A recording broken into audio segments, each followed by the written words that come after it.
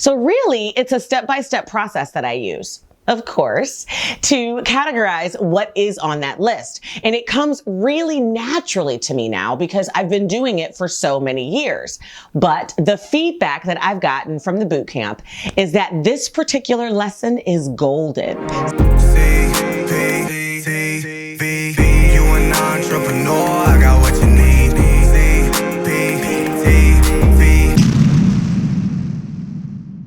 Hey there, my loves. Welcome back to CPTV, the place for aspiring and growing entrepreneurs who want to turn their passions into businesses and their businesses into 6- and 7-figure empires. Does that sound like you?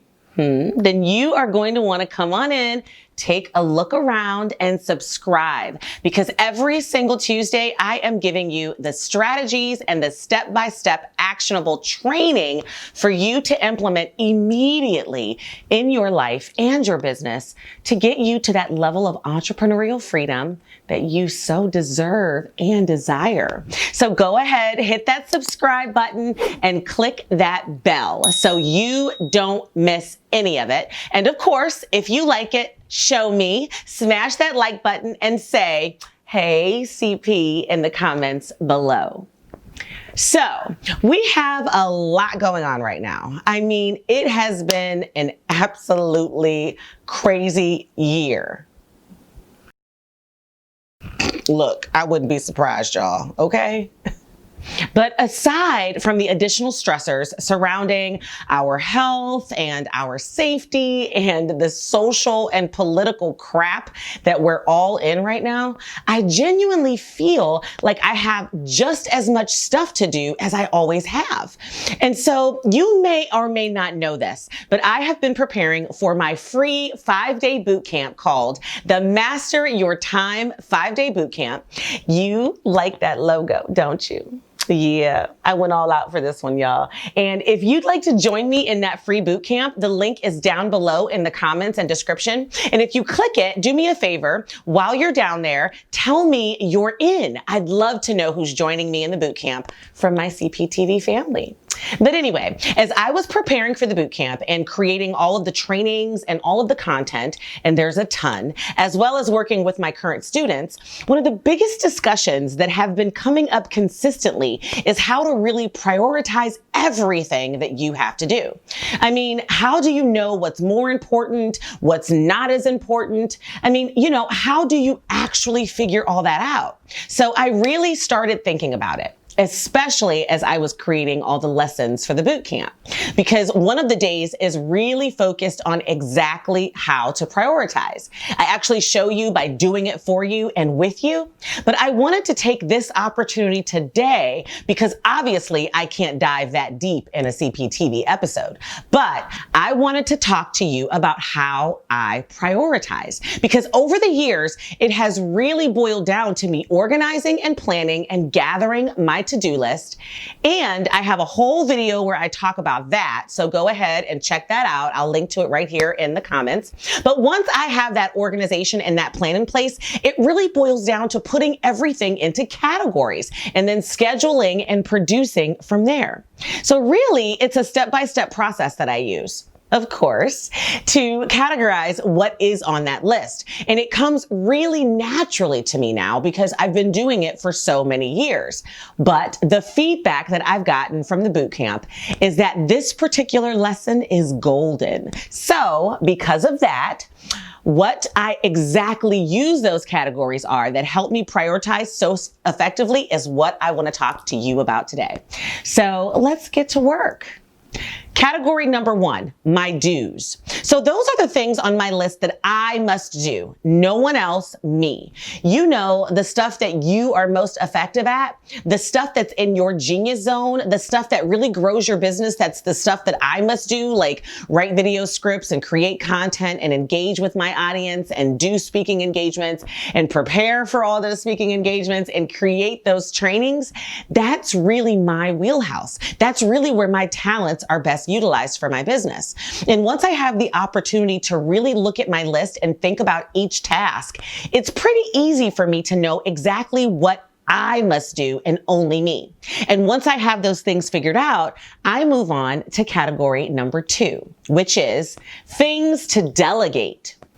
I really take a look at my list and I figure out what can be delegated. And then I pick who it's going to be delegated to. That's really the stuff that even though deep down inside I may believe or think or want to do them myself, I know that it's not the best use of my time. I also know that it's better suited for someone else's skills and expertise. And I also know that I'll be more efficient and more effective and move a lot faster if I actually delegate these tasks. Now, don't get caught up on whether the tasks are personal or professional. I mean, I know I already spoke to you in a previous video on how to do your to-do list, and I'll link to that one as well.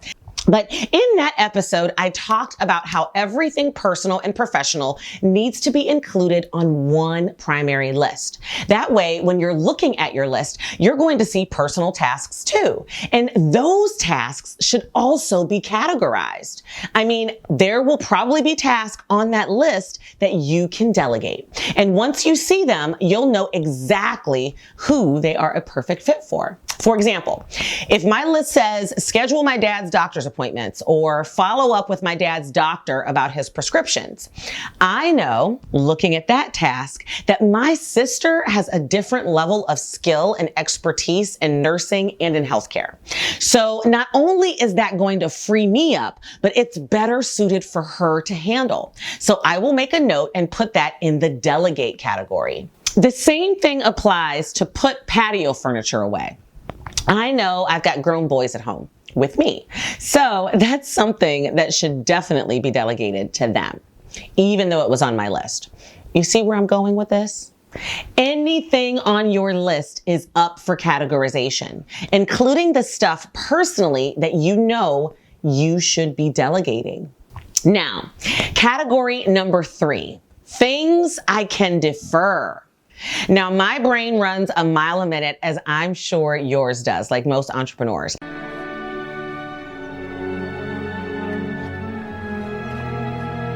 And a lot of my thoughts and things that I want to do, especially when it relates to ideas or visions or working on my business, they end up on my to-do list. But when it's time to categorize my list, really, I do that on a daily basis. And again, I teach you exactly how to do all of that in the boot camp. So go ahead and join down below. It's free. I do find so many things that I can defer. These are typically things that don't have an imminent due date, meaning I'm not going to have to get them done in the next 2 to 3 weeks.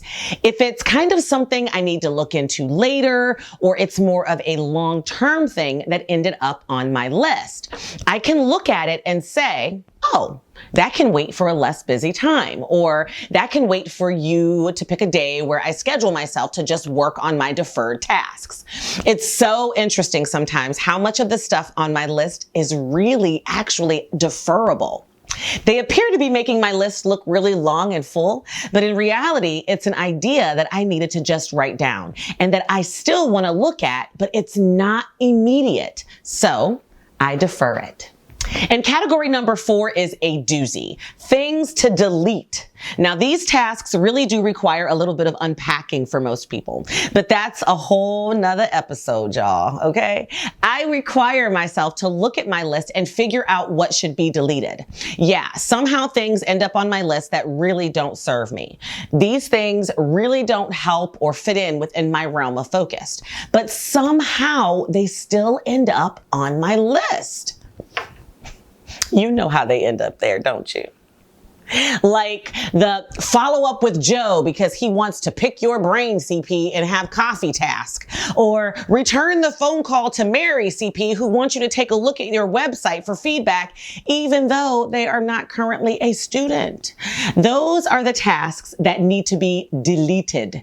In essence, those are the things I need to say no to. That's why I kind of said there's a little bit of unpacking that goes along with this particular category, because one of the hardest hardest things to learn is how to say no. And honestly, it's something that I have struggled with definitely over the years. But I've gotten really good at in the last handful of years as an entrepreneur. Because not every task serves you. Not every task makes you money, and not every task benefits you or your business. And those are the ones that you need to say no to. And ultimately, delete.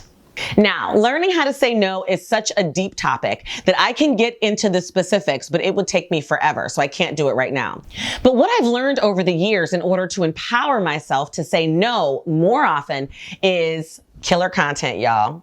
So if you'd like to have me unpack some of that with you in the future CPT episode, let me know in the comments below.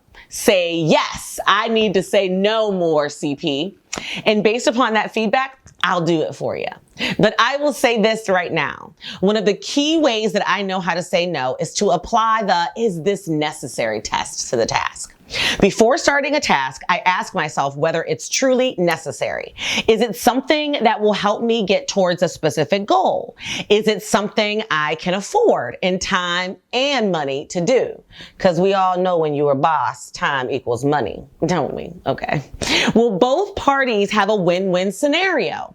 If not, try to eliminate tasks before you start them, especially if it's something you hadn't already planned on doing. And it doesn't pass the "is this necessary" test in the least bit. So basically, I'm saying critical to my process of how I prioritize things is I apply the 4D method. I figure out what I have to do, what I can delegate, what I can defer until later, and what I basically need to delete or say no to. And once I categorize, it's really easy for me to figure out what I'm supposed to do first. Because honestly, at that point, I'm only focusing on the things that are in my do's and delegates category. And once I know that, it's easy for me to put them in order of importance based upon my calendar and my schedule and my promises to people. And well, there's a whole bunch of stuff that goes with that as well. And again, if you want more, if you really want to go deeper and learn the how, you need to be in the free Master Your Time Bootcamp that is currently open for enrollment right now. Enrollment only lasts for 7 days, I think. So go ahead and click the link. Get your spot. It's absolutely free, and it's 5 days of boot camp, y'all, surrounding mastering your time and being a good time manager. And it includes not only what I'm talking to you about today, but most of the stuff that I've been talking to you about for the past couple months and more. I'm just going to actually walk you through how to get it done and show you exactly how to get it done.